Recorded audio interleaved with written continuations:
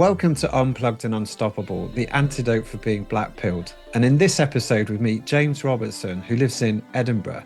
And just recently, James decided to sell his podcast equipment, stop doing the Loft project, which was a long-running podcast, and then become completely unplugged by going van life. Now, his decision to go van life is exactly what this podcast is all about, because James has a passion for traveling and to see more of life and really just become unplugged. So today we're going to learn about all of that, the kind of guests he had on his podcast and the subject matters we covered. And in some of this conversation, I've decided to put a couple of sections in a longer episode out on Rumble or Substack. So we went into some quite controversial subjects which really aren't suitable for YouTube. So if you want to hear the full episode, it'll still be on Apple Play, iTunes and Google Play, but it won't be on YouTube. You'll be able to find it on Rumble and Substack, and all the links to those things are in the show notes. So James has quite a big following on TikTok. So if you want to follow him on TikTok, I've put his account link in the show notes, and let's get on with the show.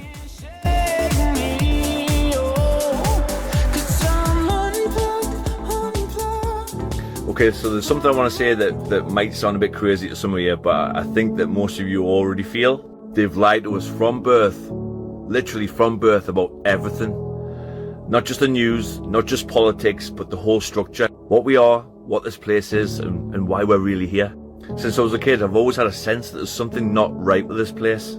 I've been playing a part in a script that I never agreed to. I was constantly told what to be, what to believe, what success looks like and what normal means. And I've tried to follow it. God knows I've tried to follow it. But something inside's always resisted it. It's like being awake inside of a dream and everyone around you's asleep, but they're the ones telling you that it's real. So I started digging and going down rabbit holes like most of us have and looking at things that most people just ignore. And what I found is literally layer after layer after layer of deception. From religion to government to education, even to the idea of what even a human being is. But they told us we were broken. They've told us we're sinners. They told us that we're just flesh and bone. Just accidents floating through space, waiting to die. You know what? I don't believe that anymore. And the reason is I just know better. And I suspect that maybe you do too. We're not just bodies. We're not just slaves to systems that we're born into. We're not here to be mined and numbered, tracked and drained until we just give up. Much more than that. Much more. And we've always been much more than that. And they know it. And that's why from the second we're born, the brainwashing, the programming, the indoctrination begins. They teach us to trust authority and not our intuition. Chase approval instead of listening to our souls. To fear what's different. To silence our questions. And if you resist, you're labelled schizophrenic, mentally ill, lost. But what if that pain, what if that inner friction isn't a sign that we're broken? But maybe that's a signal that we were never meant to fit into this system. What if that ache in your soul is you remembering that you're not just meant to fit in, that you're not crazy, that you're not lost, you're just starting to wake up? And yes, it's messy. We lose people along the way, family and friends of 20 years plus. And you will doubt yourself, but when you start to look through the layers of deception, you'll start wondering, how deep does it go? How deep does the rabbit hole really? But you need to know, you're not alone. There's many of us that know that they've literally lied to us from birth about everything, literally everything. But it's not too late. You can still remember who you are, who you really are, and where you really are. And the moment you do that, the whole game starts to change. And today we're going to find out about James Robertson, who's doing something right up my street, perfect for the podcast and a bit of an inspiration. I've been following him for some time. James, welcome to the podcast. Thanks for having me on. I feel honoured. Thank you. No worries. I've been following you for some time, particularly listened to the Loft project, which was one of your big projects and a podcast that you ran some time ago.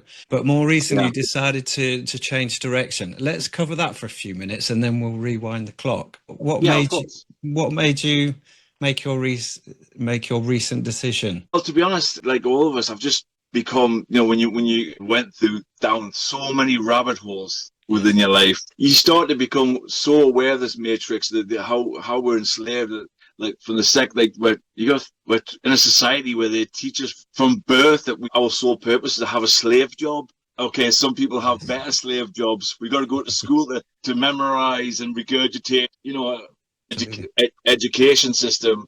And the whole purpose is to get a slave job and to work the best part of your life, 40, 50 years until, and just be a mindless worker drone, and debt slaves. And if we're lucky, they might let us, when we're not any much use to them anymore, they might let us retire, and then most people just die anyway. And I've just become more and more resentful that I'm in this slave job, working 40, 50 hours a week, always waiting, always wishing for the weekend to come. And even though I'm working all the time, still living hand to mouth. Call me conspiracy theorist. It's almost like it's all planned. So where are you sitting now today? So I'm sitting in my caravan, in my little caravan, who I've named Betsy, 20 minutes west of Edinburgh. Yeah, sorry, I went on a tangent there, but yeah, I've just become more and more aware of it, and I'm just sick of just really resenting that's like just barely existing, not living. Not truly living, just living, working a slave job where I didn't want to be there, always struggling anyway, not happy, just waiting for the weekends to come just to have a little bit of escapism. And so, yeah, I don't want that anymore. And just recently I found out that my landlord had passed away. And yeah, he was a good guy, but his family have just decided to sell all of his property. So yeah, I've been there 4 years and actually had put some roots down, and just like that, the rug gets pulled from underneath my feet, and I'm told that I have to leave.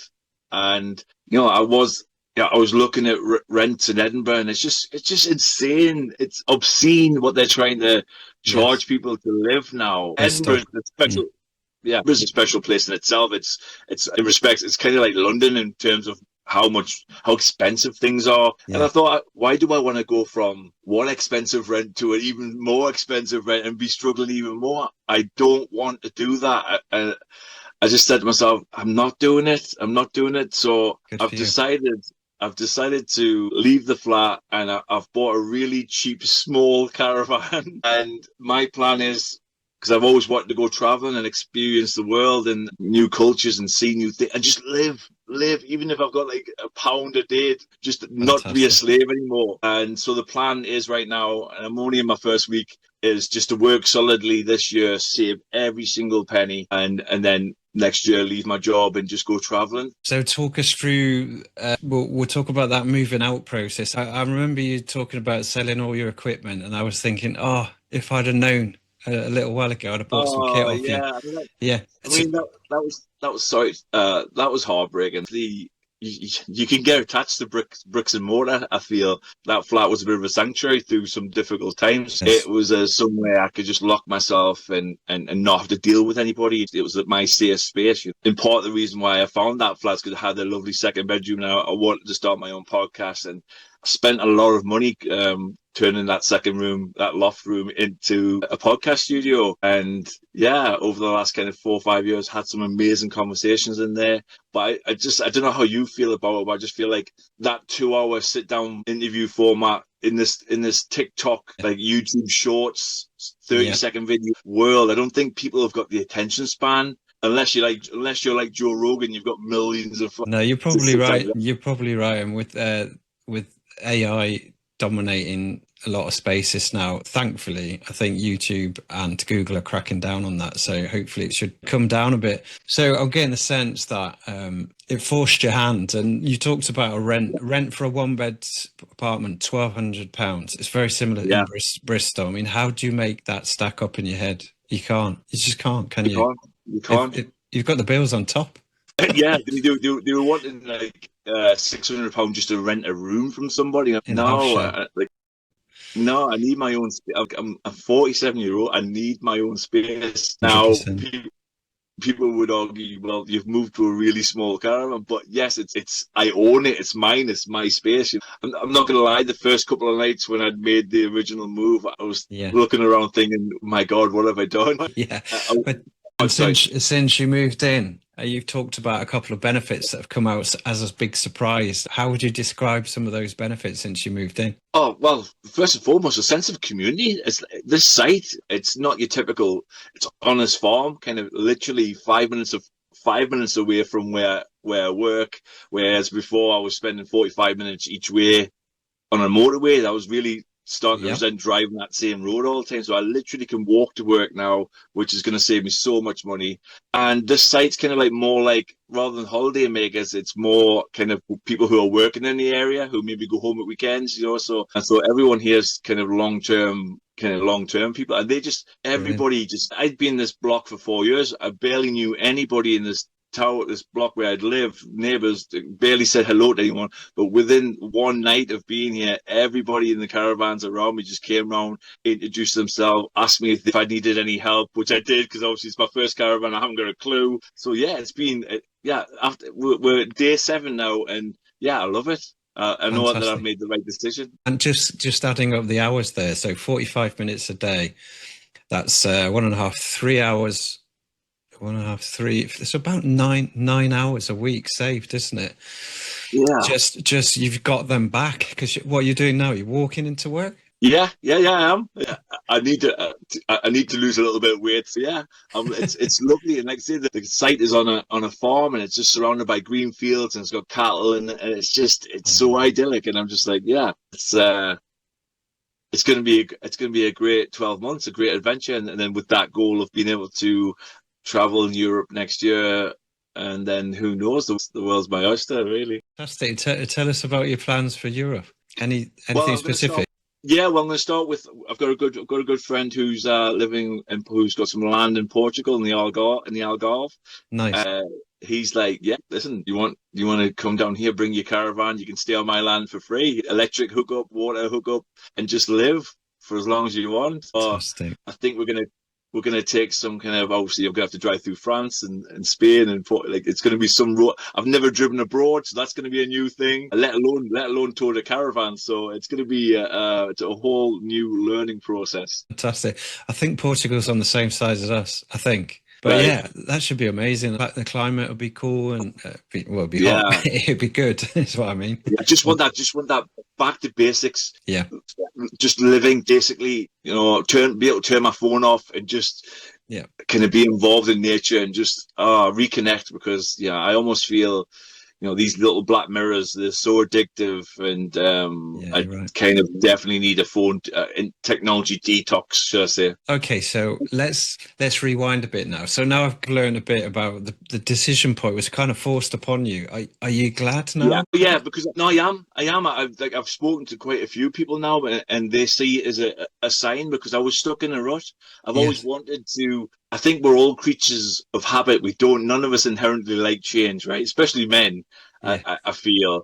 And I'm definitely one of those people. So even though I knew I was stuck in a rut, even though I've spoken about this for such a long time, if that hadn't happened, I still would be there now and just be talking about it. But something, I don't know if you believe in fate. Obviously, I'm saddened that somebody's passed away, but I see it as a sign, a massive sign, because my whole mentality since that happened has completely changed, and I just feel I'm vibrating at a higher level at the minute, and it's just I'm so optimistic about the future. If you think about all the constructs, like knowing how free-minded and critical thinking you are, think about all the constructs that hold you back. Now, for those that don't really come from the same kind of journey as perhaps James and myself, let's just pick a few of these things out. Like, we're in a job, that's construct number one, and that gets you tired, and you never earn enough to get ahead. You're always just over broke. That's why it's called a job. Yep. You've got this ratio of 5 to 2 or 6 to 1 working days and days of rest. Yeah. And it's only ever just enough to do the chores, do the housework, see the parents, see the kids. That's about it. Maybe a few hours of a hobby, and then you're back. That's just not living, is it? It's not. It's enslavement. It's whatever this. Again, you can go down different routes. Some people think this is a simulation. It's not. None of it is. It is literally the Matrix, and who knows? I think it's at this point anything's plausible, you know. But it's whatever it is. There's definite design to it, because, you know, even stuff where, like, I don't know if any of you can resonate with this, or you personally, but it just seems that even when there's times where you've worked overtime and you're just trying to get a little bit further, there's always something comes and takes it away. There's always something breaks down, or there's always some kind of extra bill that little bit of extra you try to get ahead, it comes and suppresses you again. I almost feel that that's not by, it happens too much, and you hear people, everyone talks about this, it happens to everybody. That's not by chance in my book. No, I can imagine, because whether you believe this or not, I certainly do, is your vibration and your kind of conscious energy is where it kind of mirrors back to it, or it's going to be attracted to you. If you're going ahead with very little direction or negative vibe going on, then lo and behold, something's going to come back that reflects that state of mind. So now you must be feeling there's way more possibilities ahead of you. You know, I remember you posted something on Facebook even yesterday, and there was a revelation to you. I think it was like a sense of possibility. Is that how you've been feeling the last few days? Yeah, it's funny that we should have this conversation just as I'm going through that process. Yeah, I feel like it's really strange, because I have just been, when I was living in that apartment, that big apartment like we're told we should all have, you know, the material things and the white picket fence, blah, blah, blah. I wasn't happy and I was struggling, and I was just like, this is not. And it's only been in the recent few years where I've just really, something in my soul has just rejected it, that this is not how it's meant to be. And like I've just said before, really do. It's funny, I've had so many conversations with good friends, and like, it was meant to happen this way. This is the kick that I needed. I've made that decision. I'm now living the caravan life, which is, it's like it's like a young boy's dream. Before we all go kind of discover the world and jump on planes and go on holidays, I had some of the best holidays ever in a caravan as a child. So there's something kind of really nostalgic about it. So yeah, I'm in such a positive place right now. In the future, anything's possible. That's how I feel right now anyway. Well, put it this way, if my outgoing stopped pretty much, and all I had was a mobile phone contract, and maybe a little bit towards Lecky where you are, and very little transport costs. I guess you're keeping your van, are you? You've got a van or I've got a car. Are you? Okay. So that's about you. Your outgoings are really small now, so you can start saving, I guess. Yeah. Like I say, I'm going to be saving like 80-90 pound in fuel to begin.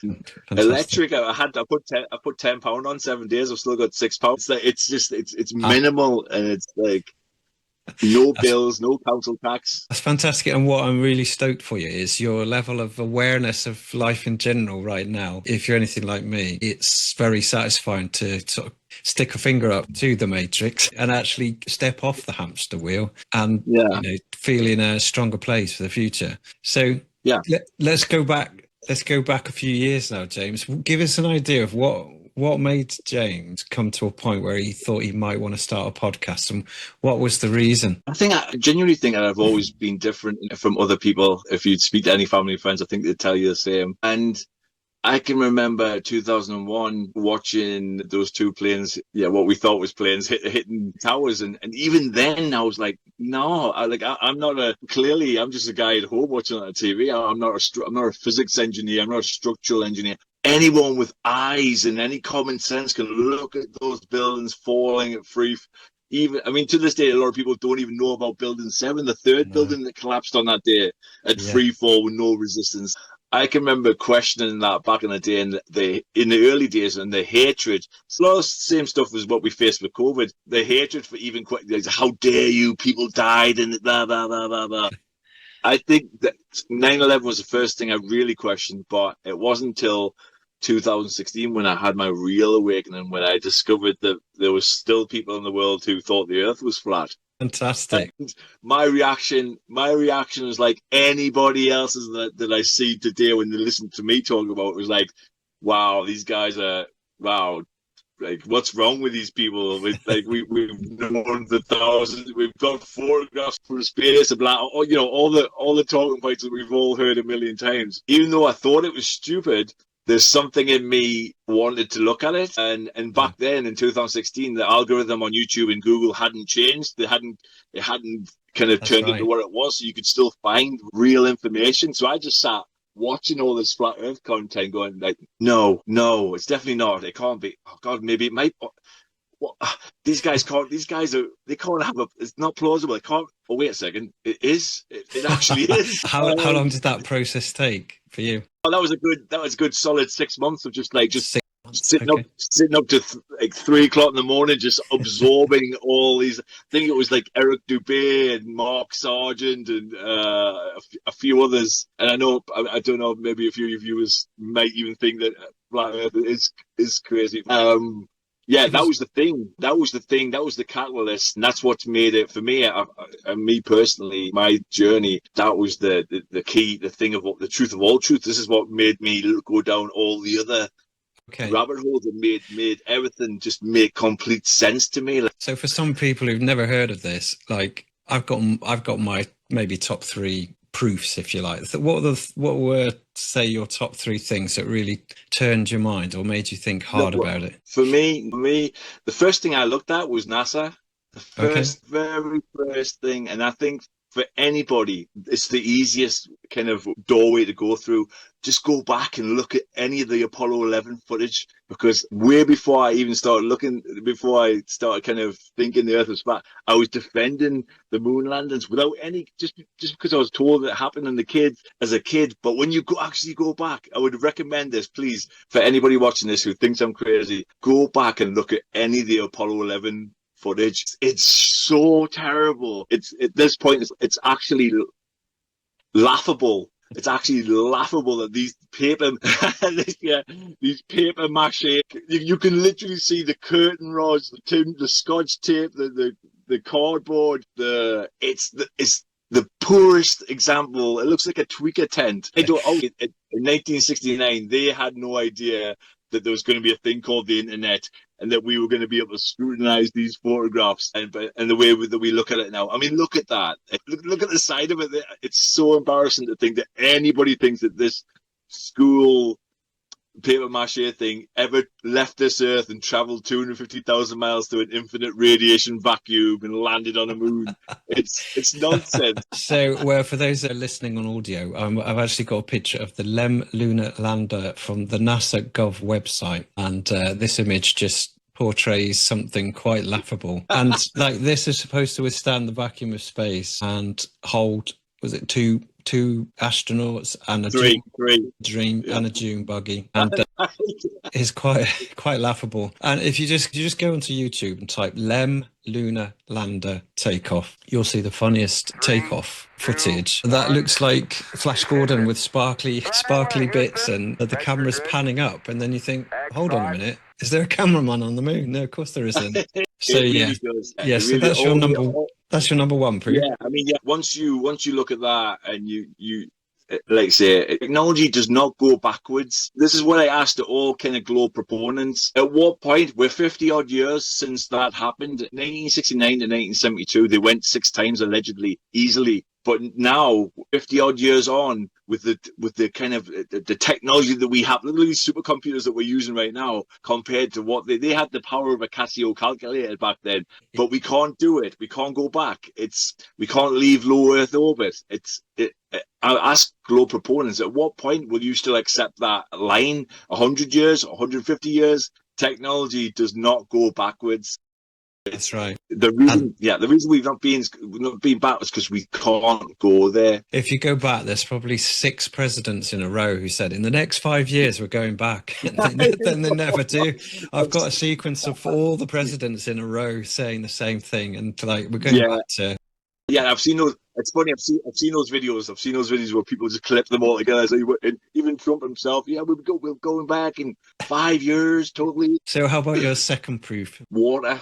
The natural physics of water. Water doesn't lie. Like I always try to premise any conversation I have with any globe proponent. I'm saying, listen, what's your kind of way of proving anything? And are you happy with the scientific method? Is something observable? Is it measurable? Is it demonstrable? Can you test it? Can you repeat that test? You have your hypothesis, and then you test it and you repeat it, and it has to qualify under all those things. And then something can be taught as a real fact, not just a theory. And when you look at the natural physics of water, the bodies of water have to be contained. They have to be within something, a physical containment, a cup, a basin, a sink, a pool, a bath, a swimming pool, a lake. We have the phenomenon of water sticking to the outside of balls, or any shape for that matter, has never ever been observed anywhere in the natural world, or objective reality. But large bodies of water will always, at rest, will always seek level. It's why it's called sea level. It's why since the dawn of time, we've used it as a measuring tool to keep things level. It'll always be level. A kind of interesting thing that I like to do, and anyone can do this at home, is kind of fill a bottle, a plastic bottle, half with water, and then slowly turn that bottle. Try and manipulate that bottle at any angle. You'll watch that level, that water level will never not be level. It'll always adjust to be level, no matter which That's kind it. of way you manipulate the bottle. And just to prove it, if you're a military submarine guy and you've got your periscope and you look up over water, you can paint a target with a laser 60 miles away. So that is that's physically impossible if the curvature maths is true, because at 60 miles you should have, I think it's about 2,400 feet of curvature. So no boat would be visible at that distance, and yet the military guys paint their targets up to 60 miles away. Yeah, I mean, you know yourself, a lot of the ancients would say watching a boat disappear over the horizon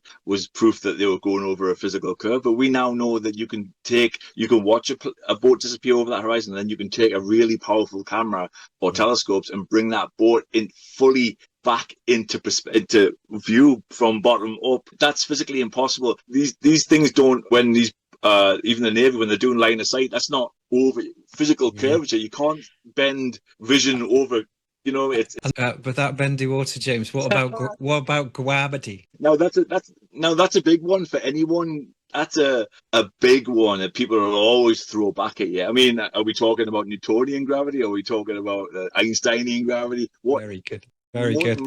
Most people will just parrot that word to you and go, "What is gravity?" Not just gravity. So powerful it'll hold trillions of tons of water to a ball upside down, and oil tankers will not fall off the bottom because it's all been dragged up, and yet a little butterfly can fly away, and you and me with our straws can drink the water out of a glass. I mean, it's the same alleged force at play. Yeah. I think obviously you'll know yourself, probably there's a lot of electromagnetism. There's all kinds of different kind of, buoyancy and density, the relative density and buoyancy and stuff like that. That's right. Things are all like, say that thing really happened with Newton and the apple fell on his head. It's just because of it was less dense than more dense than the air, that the medium that was falling through. If that same apple had landed on water, it would have been floating. It wouldn't have been dragged to the bottom of the bottom of the water by gravity. It took me a while to get my head around that one. So relative density is what sorts it out. And a good one to think about is a balloon that you give your child with helium in it. When it's up there on the day of her birthday, it's stuck to the ceiling. When 2-3 days later it starts to come down, and that's because the relative density's changed. The gas is leaking out of the balloon, and for half a day it's just hanging there. Then a little bit more seeps out and it drops down, and that's a great example of relative density. These balloons, helium balloons, are not anti-gravity devices. If there was this real power, this real force that could keep all the oceans of this world stuck to a ball, let's not forget that we're allegedly spinning 1,000 miles an hour at the equator while simultaneously orbiting the sun at 66,000 miles an hour, whilst also shooting through the sun, shooting through infinite space towards the great attractor with our whole planetary system spiraling around, all these incredible speeds and motions and directions. Yet not to this day has there ever been one experiment that's ever proven the motion of the Earth. We've got Harry's failure, Michelson Morley, Michelson Gale. They all proved it, and I think it was Owen Benjamin who came up with a brilliant proof, which is as the Earth goes allegedly round the sun, it's doing an ellipse. So as it does an ellipse, it's speeding up and slowing down. There's no way an ellipse can be a constant speed, because as it turns a corner, it's accelerating. Therefore, the time of day and the seasons and night and day, that's fixed. It doesn't change. And that therefore disproves the heliocentric model. It cannot be speeding up, slow it down, if that's the case. I mean, go ahead. I don't know about when you go down the rabbit holes we go down. I'm not sure how much of written history you can actually believe, because it only takes one generation to change history. You know what I mean? And if you look back at all the ancient civilizations, if we were to believe everything that we've seen, they're separated by vast geography and millennia. They all depicted a stationary realm with a dome across it. Yeah. Every single civilization, from the Yeah. Sumerians, the Babylonians, Egyptians, because the Viking, they all depicted the same thing. And when you're looking at us, when Copernicus comes in with the heliocentric model, and obviously then the Catholic Church take it on, they've taken thousands and thousands of years, or what is objectively our, because that is our everyday. If you go out there, I'd ask you personally, which part of your everyday lived and sensed experience of the day-to-day life would tell you that you're on a space ball hurtling through space right now? Absolutely. Which part of it? None of it. It makes no sense. I know, and I think the thing that proved it for me was I went out and did a few experiments of my own. If you do Minehead to Porthcawl across the Severn Estuary, that's 21 miles. And that should be about, I can't remember, it's about 170 feet of curvature, and it's just not there. You can see the beaches on both days. On a clear day, you can see both beaches. And then you just have to Google long distance photography, and there's an amazing video and shot from, I think it's Marseille to Mount Canigou in France. And the tourist board have this amazing shot of the sun setting behind Mount Canigou, and you're 175 miles away. And because on a certain time of year, because the sun is doing kind of incrementally approaching this mountain each day, there's 2 periods in the year I think it sets behind Mount Canigou, and so you can watch the sun setting and the mountain is highlighted in front of it beautifully, and it's across the water, and you can see 175 miles away. Now at that distance, I think you're missing over 2 miles of curvature. Once you find these things of your own accords, or look at things like, I think Hawaii to Maui is 90 miles, and that's a straight shot, and you can see normal photographers have taken their favorite shots. I can see Maui today. Visibility is really clear, and same goes for lighthouses. Like every lighthouse proves a flat earth, proves it's not a globe anyway. It's always 20, 30, 40 miles that lighthouse is still visible on a clear day, and yet none of them are over 200, 300 feet. Well, 300 feet tops. That shouldn't be possible. Go down. I'd say to anybody, go down the beach and just look at the horizon, the long, level, horizontal horizon, and it doesn't matter. Another point for me is that it doesn't matter whatever elevation you go to, whether that be on a hill, up a tree, over a high building, on a mountain, in a plane. It doesn't matter what elevation you're at. The horizon will always rise, be completely level to you, the eye level of the viewer, and that's impossible on the ball, because if you're on a ball and it doesn't matter, because they'll go, it's too big to notice. No, it doesn't matter what size it was on. At some point, the horizon would obviously have to curve at all kind of angles away from you. It wouldn't just keep rising. There's an amazing footage from the U-2 spy plane, I think it is, which is up at crazy height, 60, 70, maybe even higher, 1,000 feet. And the same is happening there. One of my good friends was a PhD physics teacher in Brighton, and he did a really good laser test because his PhD was in spectroscopy, which is the study of light bending through various mediums. So if anyone is qualified to do this laser test, it's him. And he did several, Brighton to Worthing. I can't remember how many miles. It's well over, off the top of my head, I'm going to get it wrong, somewhere between 30 and 42 miles. But either way, at that distance, it should be dozens of feet, if not, let's think 30 miles. It should be definitely 400 or 500 feet of curvature, and it's not there, and they could spot it. They caught the laser dead center at head height with a card that far away, and he knew when to do it. Winter nights where the atmosphere is not thick soup. I mean, you've seen that. Have you seen that very famous clip? And it's some guy on the shoreline looking across towards Chicago, across the lake. I've forgotten the name of the lake, and I've forgotten what the distance is, but it should be completely hidden from sight, but they can see it. They keep showing you kind of TV present, or whether people saying, "Well, this is you shouldn't be able to see it, but we're seeing it right now because of weather conditions. This is a mirage. Yeah, that was an amateur photographer, Joshua Nowicki, over Lake Michigan, and Yes. that was Chicago Yeah. skyline. Yeah.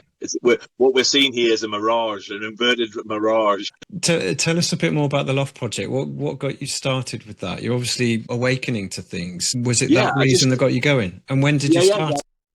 Yeah, I just went down so many rabbit holes myself, and I just had a real thirst for knowledge, and I just wanted to talk to people who were kind of specialists or who knew about other things that I could learn from. And I've just like say like we're having right now. I just really thrive on having great conversations and learning things. And it's been a journey from day one. There's a lot of egos in this industry, and you have to be able to say that you were wrong about something and take on that. If someone can categorically disprove your stance, and I'm happy to take that information on. Some people can't, and that's how you grow. So I just wanted to do that. And obviously, the whole podcast thing is blown up.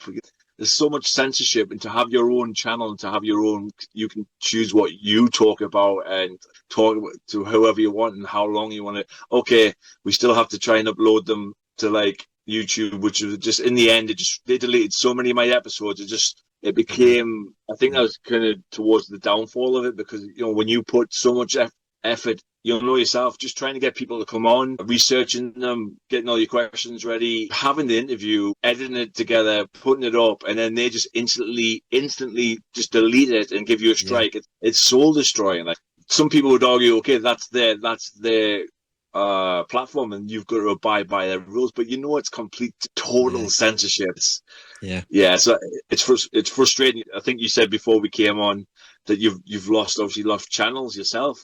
Definitely. I was one of the first. I was the second guy to interview Dr. Adil, who was one of the first doctors to speak out in COVID. I interviewed him in April 2020. Literally, we were just about to get him and his two colleagues on to do another one.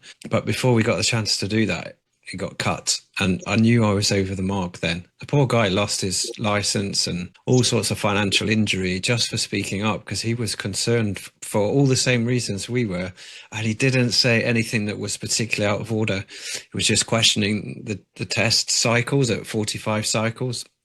Was gonna make anything come positive, and even our main politicians were saying 1 in 20 is accurate. The other 19 of false positives. He was talking about. He was just talking about, he was a 30-year career cancer surgeon, and his waiting lists had grown, and he was really concerned for his patients.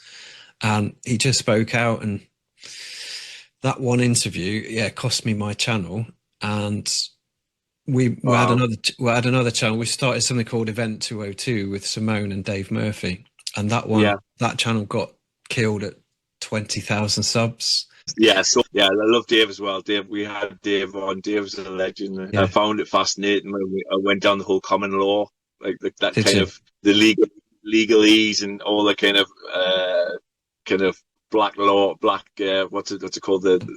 Black's Law Dictionary. All that stuff is so, obviously the straw man, your birth certificate, all that kind of, it's so fascinating. This system is so rigged as you're born, and your poor parents are registering you. They've got no idea what they're signing you up for. It's just it's crazy when you think about it. I know, and I guess your podcast just went through all the different subjects. Did you invite lots of different people on? Yeah. I try to have people on from all kinds of perspectives.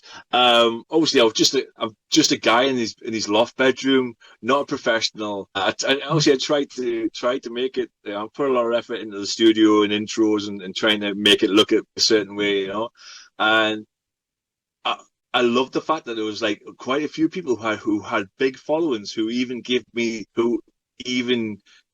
some time, because I certainly met other people who would a couple of people like, listen, come back when you've got at least 20,000 subs, or it's not worth my time. Now I can understand that, but when I think about the people who I've become friends with in the community, who have huge followings, who give me their time, Nice. It's kind of, it was kind of night and day experience, you know. Have you got any favourite episodes or any highlights? Oh, I obviously when Dave Weiss is a character. I don't know if you ever spoke to Dave Weiss. He's a good friend, yeah. Yeah, he's a God. I don't know anybody who does that many interviews. He's just like, Yeah. it's insane. We're actually gonna meet him in person. We're all going to. Do you know Conspiracy Music Guru Alex Michael? Alex, yeah, definitely. We're all.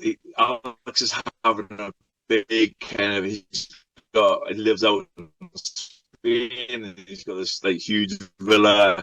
Yes. And he's having like a gathering of all kind of like quite a few people within the industry are going, and he's kindly invited me over. So I'm going to hopefully get some really good content. Dave's going. So yeah, that's in September. I'm just really, really looking forward to that.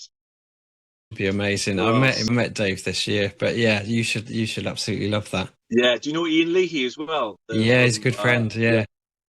Legend. What a guy. Really looking forward to meeting Ian in person. I've had him on as well. We spoke at length, and really looking forward to meeting him. And there's so many people that we talk to throughout the years, and like we don't realize that we speak to them every single day, call them friends, and then realize because where they live in this world that you've never even met them. No. So, and it's a lovely thing when it happens. I guess what you're describing, for those who are not really familiar with any of these names, is just when, or at least I can try and explain it, how I feel about it, is when you go on a pursuit of truth, you end up gravitating towards others that have woken up to something quite big. Much like in the film The Matrix, you know, Neo is told, like, there's a lot of people not ready for this. They don't want to look. It's too painful to look. It's too uncomfortable to look, because the implications are pretty huge. It means potentially some of your life, all of your life, is a bit of a lie. And therefore, you have to change, or you're forced to change your position on things. And if you're willing, you can get out of your own way and your pride and for a lot of people, especially teachers, like this PhD teacher was so rare. He was willing to go where the data took him and then deny his education because the data was telling him something different. And he said he found that really profound and really challenging, but he was being honest with himself and was willing to go with the data, because that is what science is all about. And I just feel that as you go on your pursuit of truth, you end up losing some old beliefs and frameworks, but you end up attracting people who are similar or ahead of you. And you can't help but then, or at least I couldn't, like, what else are they lying about? You want to find out more. And then you realize, oh my days, pretty much everything you're told is a lie. History, food, government, geography, money. Everything.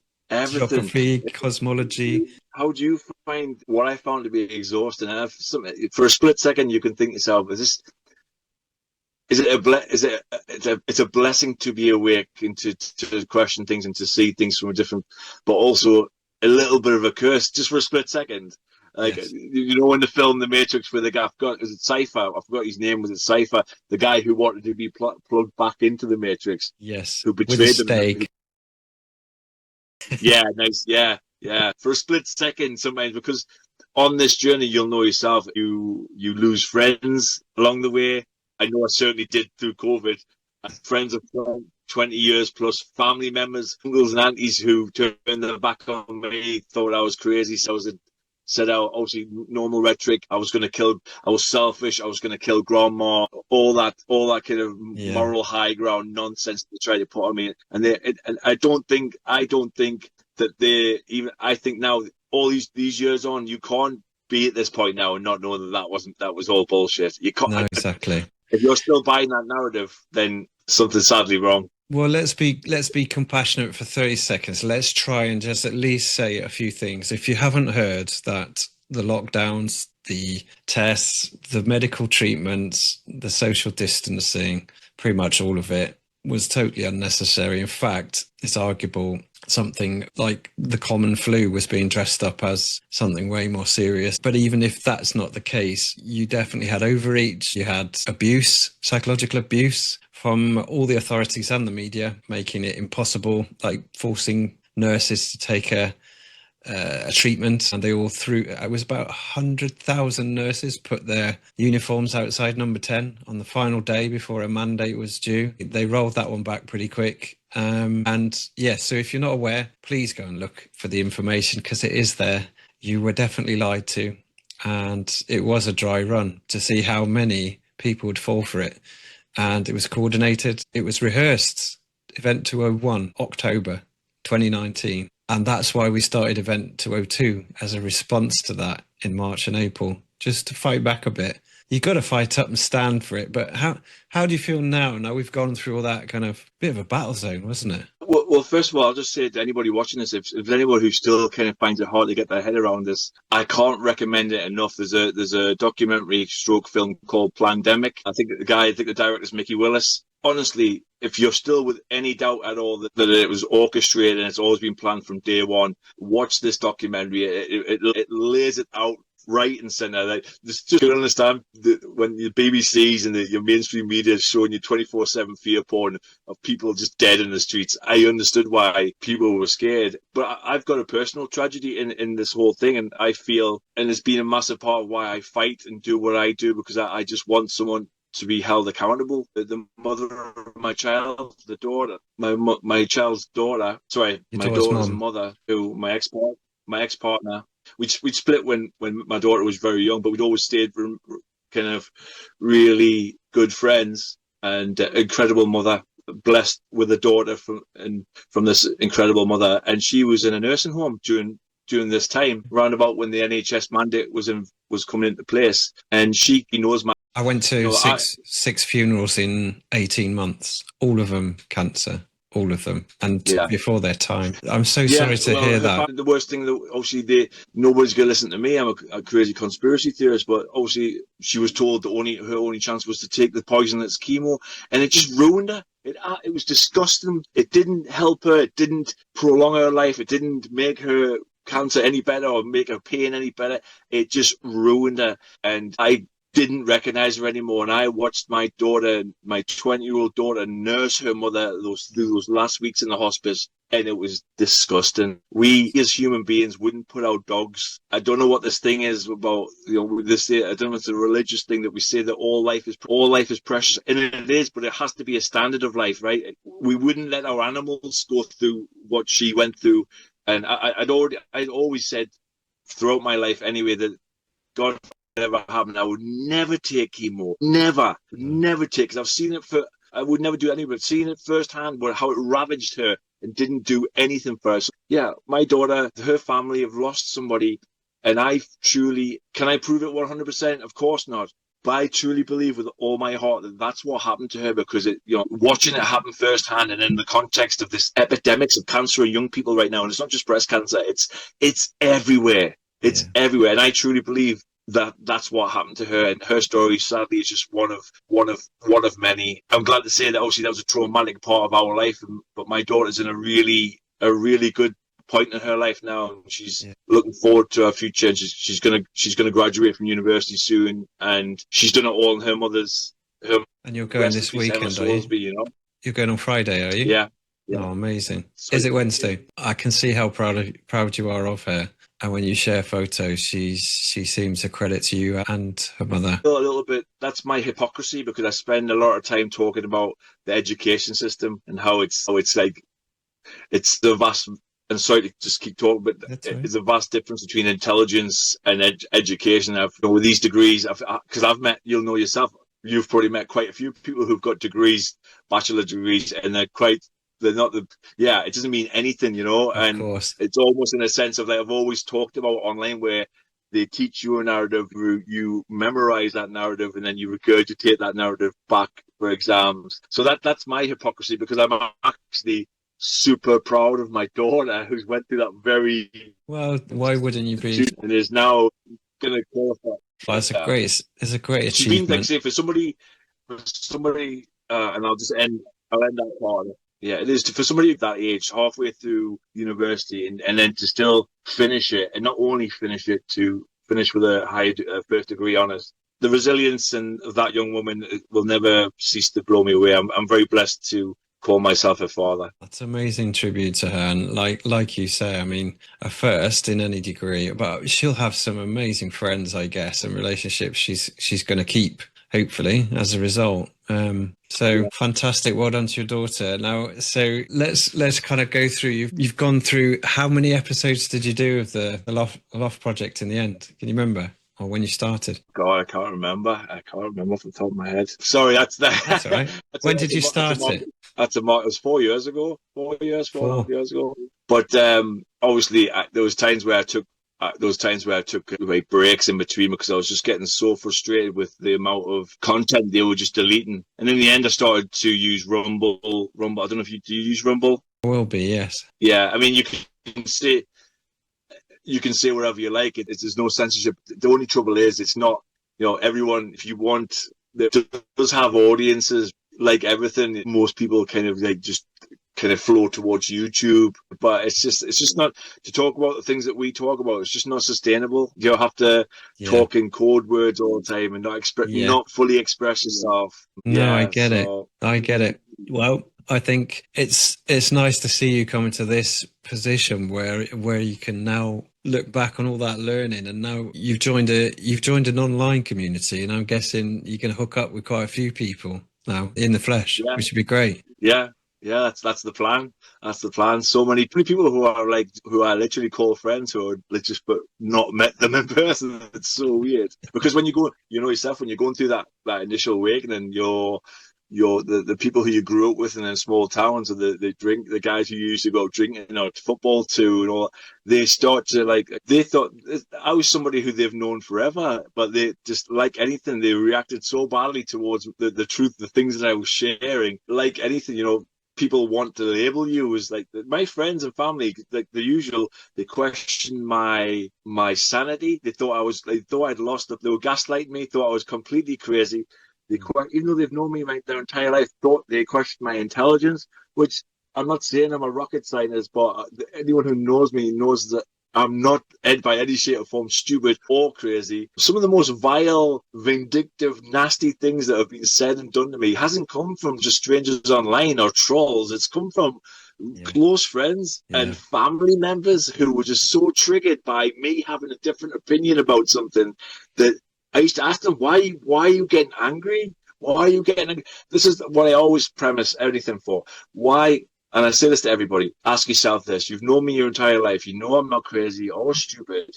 Why would I turn my back on everything that I've been taught as fundamental truth since birth and put myself in the crosshairs to be attacked, just marginalized, laughed at, all these things? Because it's certainly to lose friends. It certainly wasn't to make money. It certainly wasn't to be famous or to make friends from it. It's just something really resonated with me, and I wanted to share it with people, and they just couldn't understand it. And I used to ask them, why are you so angry? Where does the anger come from? And we all know it's cognitive dissonance, but it wasn't until that time where you look into the whole narcissism and logical fact. It's such an interesting, the manipulation of arguments and logical fallacies and gaslighting and just appeal to authority and just begging the question and slippery slope. It's fascinating when you go and when you argue with these people, you can see it in live action. After, obviously, yourself, you have to grow a thick skin because it's like, I mean, still to this day when I'm sharing kind of flat earth, I don't really share much flat earth stuff now, but because you can only go so far, it is, so you can't go any further. But when someone the other day was like, where's the edge? And I'm like, I just don't get involved in stuff like that, because if they can't get that basic, because it's science, bro, because it's science and gravity. Bro, do you know science, bro? Well, actually, when I used to do a bit of street activism, I used to put a banner down in a local park and just invite people to talk. And on the banner were various proofs, water, gravity, blah, blah, blah. Quite a few different images to get conversation going. And I found that in a given hour, I would talk to maybe 10 people, but 2 were already wide awake to the cosmology. 2 had heard of it and were kind of open. 2 had heard of it and were quite negative and quite against it, and the other 4 would be, I haven't a clue what you're talking about, I'm not going to give you time of day, what are you on about, you're absolute nutter, to number 10, like proper full-on attack. So there was a whole range of reactions, and that surprised me because that was about 2018 I was doing that. I was surprised that even at that time there's a lot of people awake to it and alive to it, and that's not a bad ratio. It was between 10 and 20% of people. Yeah, awake. that's a good one. Yeah, and I dare say on today's issues, particularly the health ones, there's way more than and particularly quiet, silent majority, quiet ones, you know, who are not going to speak out, but they're well aware. So I'm just gonna let it unfold. As I think our experience of life in general, you know, when you plan things way ahead, and it's just like organising day out weekends with your friends, it sometimes doesn't live up to the hype. But you know, those nights where you weren't even meant to go out and something happens and you end up going out, and it's like one of the best nights ever. It was completely unplanned. It just happened organically. That's what I want. That's what I want. So I haven't even. Again, we're only in week 1 of the Caravan life, so I've not even started to plan where I'm going to go, how long I'm going to stay, or any of that stuff yet. I'm just trying to just stick to the... Lost you, James. Oh, there you are. You're back. Well, make sure that you catalogue it. Please do take a video diary. You know. That's what I'm going to do. That's what I'm kind of on my TikTok. I'm doing daily uploads of the new things that I'm experiencing in the Caravan life. So, I'm kind of just moving away from that conspiracy kind of format and just trying some new stuff, you know. That's part of the reason for this podcast was that I got in a funk with it all. Like I could see I got my channels terminated, I got arrested, lost my job, splashed all over the mainstream media, and I felt, what am I doing this for? Like, I am actually fighting for my children's future here. So I did have a good reason. And I was doing it for my relatives who had small businesses that were getting shut down. My brother has a pub and his was shut down. I did it for good reason. And I'm sure there's those that are going to carry on spreading the word, which is amazing, and credit to them. But I just thought it's time to pivot now. It's time to pivot and make something positive out of the future, and particularly learn how to unplug, you know, learn how to get out of it mentally, physically sometimes, so location freedom, but also I'm exploring business ideas, so financial freedom. So I'm looking at things to create an online income, whether that be through your own business or, you know, creating something out of something that you love. So make it about your passions and monetize it in various ways. So, you know, over the course of the next 12, 24 months, that's what I'll be looking at. I'll be interviewing people who've done it, looking at it, want to do it. But equally, I'm just as fascinated with what were the energetic reasons for someone coming out of mainstream life and going somewhere different. And that's why I reached out to you yesterday. And I just thought, James, we've got to have a chat, because I'm seeing this as sort of step 1 or 2 of an amazing journey for you. Yeah, and I'm pretty sure there's a few people still think I'm crazy for doing what I'm doing, but I don't. I think you're doing an amazing thing. I just, again, am I going to be completely free of the matrix? Of course not, because no matter what, we've still got to operate within it, you know, and that is the blessing and curse sometimes, because you're aware of it, but you still have to operate within it and play some of their... I'm not free to travel wherever I want. I've still got to have a passport and go through checks, and do you know what I mean? You still got to operate, and like you just mentioned, during this next 12 months I really want to find what my passion is, and because I need to have that. If I want to stay out there, I'm going to have that online income, and what's that going to be, what business is it going to be, I don't know right now. I do love a few of my friends that do the whole t-shirt design and do quite well over it, to be honest with you. And obviously, at first, I thought I was going to go down the whole conspiritual side of it, but it's quite a niche thing.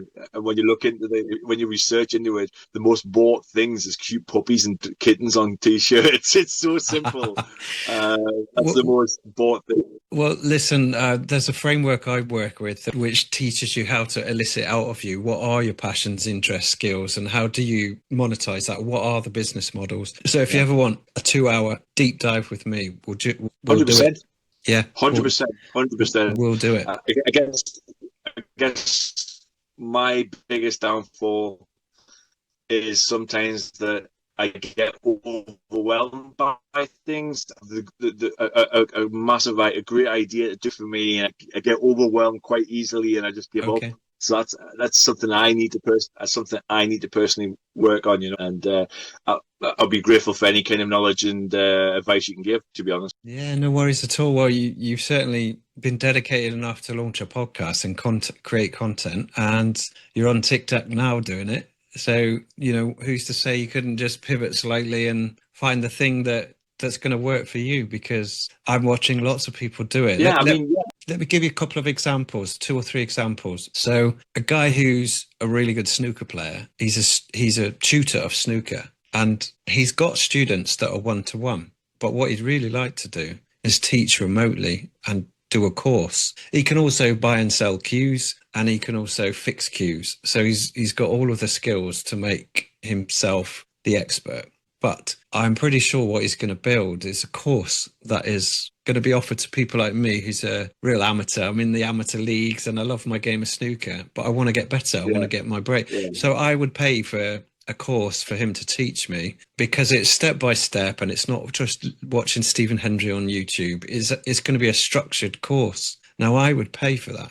That's example number one. Example number two is a choir master, right? He has his own choir, and he would have choir practice and what have you. And what he's done is he's created a membership for £20 a month, and people from all around the world are paying him £20 a month. In fact, 1,000 people from all around the world are paying him £20 a month to join in with a choir session that he leads. It's a community he's built.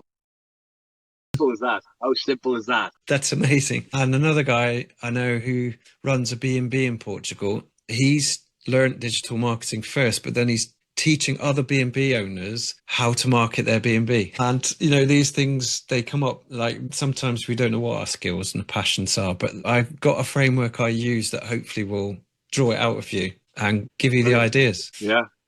I have recently, kind of, since I've been doing the daily stuff, because on the TikTok channel was really, I was just uploading segments, short clips of the interviews I was doing. But obviously, if anyone goes to it, the Loft Project on TikTok, you'll see it's changed to just my daily videos and my daily life and little updates. And so pretty soon I'll be monetizing the channel when I get to the 10,000. And then I've already had TikTok offering me to do the whole products and stuff like that. I'm not sure that they've already offered me money to do kind of product advertising. I'm not sure how much I feel about that. Well, you might be able to find products in there that are aligned with who you are and what you're doing. Because let's say your van life evolves, or the things that you're buying as you're equipping your van, or something something needs replacing, like a camping stove or the items that you're going to buy, make sure that you can get them on a TikTok shop before you buy it. That's a tip. Definitely. I think one thing I've already known is a guy who lives across his caravan is like, it's like a mansion compared to mine. It's fantastic. But he was telling me he's been living that lifestyle he went through a really bad breakup of a marriage. The wife got the big house and all that, and he had to start again. He lost his business and everything, and he had to start in a small caravan like I have now, but he now lives in a really good one. And that was it. He's lived that life for 8 years, and he said he'll never go back to buy. He owns that caravan. He doesn't pay no rent. He loves it, and he's like, I think if I do come back to the UK, I certainly think this is going to be the kind of lifestyle that I'm going to want to lead. But that's what places where it takes me, and what cultures I'm going to meet, and what places we'll be in. So we'll see. Well, it can only get better from here. I can see you, like, when you deal with more digital nomads, you're going to learn from them as well. So, like, you can only improve your situation. Really, it's going to be amazing for you. Yeah, I'm so, for the first time in many years, I'm excited and optimistic about the future. It's like it's a great feeling. It's a great feeling. Fantastic. Well, James, I'm going to wrap up here. It's been an absolute pleasure to talk to you, and I'm so glad that we did, because like what you're doing right now is just exactly what this podcast is about. It's like showing others it can be done. Don't be afraid, find some inspiration from somewhere. And even if you're pushed, don't despair. You can do what James is doing. It's a brilliant, liberating thing to do. And once you're there, what's your oyster? Like, you're probably saying to yourself, why didn't I do this earlier? Definitely. I'm the biggest phobe of all. Like, say if that push hadn't happened, I'd still be there. The camera. So I really appreciate the invite. It's been an absolute pleasure speaking to you. I do apologise if I've talked over you a few days. I just get excited and carried away sometimes. Don't worry, there's a bit of lag from time to time. I'm sure we'll sort it out in the edit. James, I wish you all the very best, mate. I wish I was coming to, to Spain, to Alex's with you. Portugal first. In September. I wish you all the very best on your travels. Go well, mate, and take it easy. We'll see you again soon. Yeah, thank you, brother. Thank you. Cheers, James. All the best.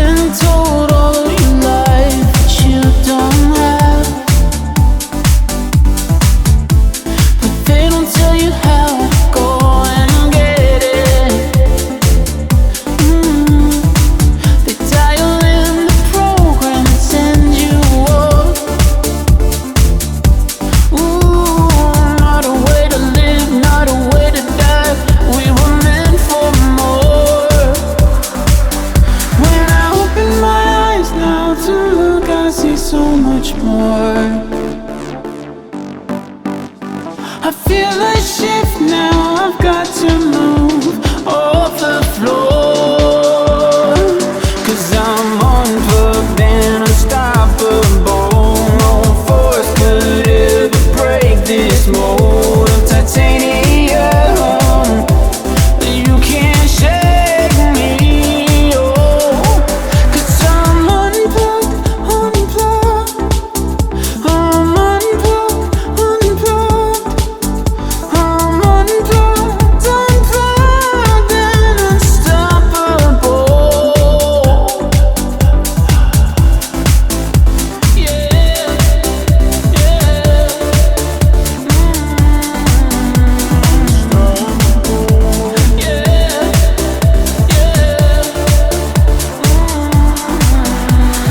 Now I'm reborn into a new life. I choose my new life and leave my old one behind. Yeah, 'cause when I open my eyes now to look, I see so much more. I feel a shift now and I've got to move off the floor, 'cause I'm unplugged and unstoppable. No force could ever break this mold of titanium.